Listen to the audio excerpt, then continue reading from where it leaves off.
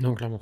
Voilà. Et moi j'ai remarqué un truc, hein, pour avoir pas mal recruté des profils sales ces 2 ou 3 dernières années, les top players de challenge, quand ils arrivent chez moi, c'est une catastrophe, hein. Parce qu'en fait, ils sont beaucoup trop agressifs, ils connaissent pas assez bien les produits, ils sont pas assez bons en follow-up, ils savent gérer une intensité que les gens de l'Evergreen savent pas forcément gérer. Mais moi, quand ils arrivent chez moi sur de l'Evergreen, avec une cible qui supporte plus l'agressivité marketing, ils se font dégommer. Alors que des gens qui sortent d'école et que moi je vais former pendant 3, 6, 12 mois, derrière, ils font des commissions de 5, 10 000 euros par mois, stables, toute l'année. C'est pas le même métier en fait. Être très bon sur challenge, être très bon commercial annuel sur de l'Evergreen, c'est pas le même job, j'ai l'impression. Ouais, parce qu'en fait, le challenge vient apporter une éducation et un travail du prospect qui fait qu'en fait, à contrario d'un evergreen ou d'un Webby, bah, en fait, ce travail-là, le closer, lui, entre guillemets, n'a pas à le faire. Hmm. Et le niveau de technicité vis-à-vis de la solution que ton closer a besoin, il est moindre par rapport à un challenge versus une mission entre guillemets plutôt classique, là où en fait tu as besoin en fait de justement travailler différemment. Alors attention, je dis pas que les closers qui sont sur les challenges ne sont pas techniques. Il y a de Là, très bons... c'est un autre métier. Mais Ça, ça, c'est est-ce que t'es marathonien ou sprinter en ouais, fait? voilà, exactement. Et donc, pour moi, ce qui va arriver, c'est qu'on va avoir des formations de closing qui seront nichées sur des... Closer de challenge, closer webinaire, closer de Non, VSL. non, non, je pense des formations de closing qui sont nichées sur des types de solutions. Par exemple, une agence de formation de closing spécialisée dans l'immobilier. Des Ah, formations de closing qui sont spécialisées dans le dev perso. Moi, je pense que ça va c'est commencer intéressant ça. à se développer, parce qu'on parle beaucoup de se nicher pour les business, mais on voit bien, en fait, que même toi, tu le vois bien pour ta cible, pour ce que tu vends, il y a besoin, en fait, d'avoir un discours qui est quand même avancé. Un gars dans l'immobilier, ce qui fait qu'il va être très bon, c'est quand, en fait, il va réussir à avoir le niveau d'autorité et d'expertise sur ce qu'il va vendre pour faire face, en fait, à un investisseur, par exemple, ou à un gars chevronné, ou à contrario quelqu'un qui veut investir dans l'immobilier mais qui a déjà des connaissances. Et de toute façon, c'est une conséquence du marché qui est de plus en plus sophistiqué, on le disait juste avant.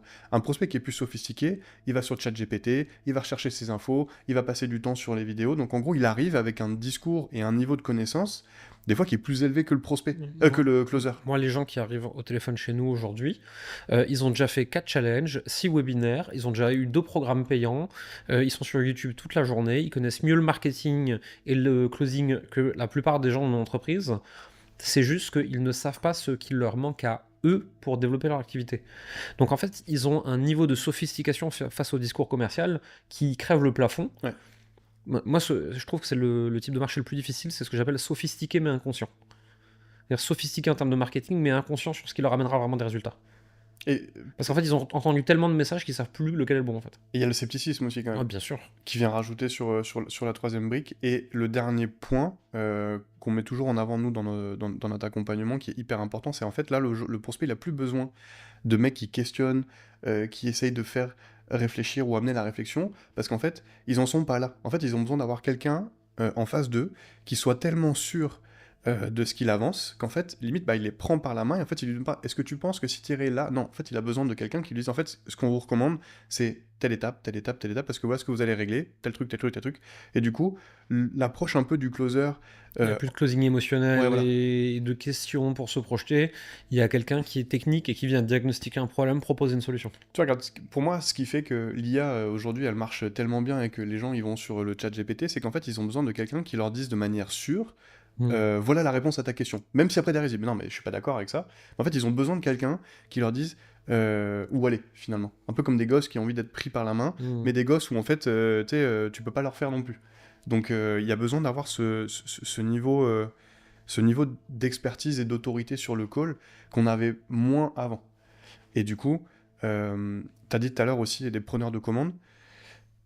Je trouve que c'est rare la période où en fait on avait des closers preneurs de commandes. Même, Ah oui, bien sûr, le marché il a changé, c'est plus le cas, hein. même s'ils sont souvent catalogués à ça, mais c'est mal connaître en fait le métier. Parce qu'en fait, un B2C qui est sceptique et qui va aller voir 15 concurrents, c'est autant compliqué que sur un B2B où en fait t'as multidécisionnaire, tu dois te Moi, batailler pour le budget. Moi, quand je parle de preneur de commande de façon complètement péjorative, c'est vraiment l'âge d'or du challenge et du webinaire où ils sont pas encore sophistiqués, ils ont été chauffés à blanc pendant 4 jours, ils arrivent, ils ont la CB entre les dents. Ouais, Là, c'est pas un travail de closer, c'est un travail de caissier. ouais.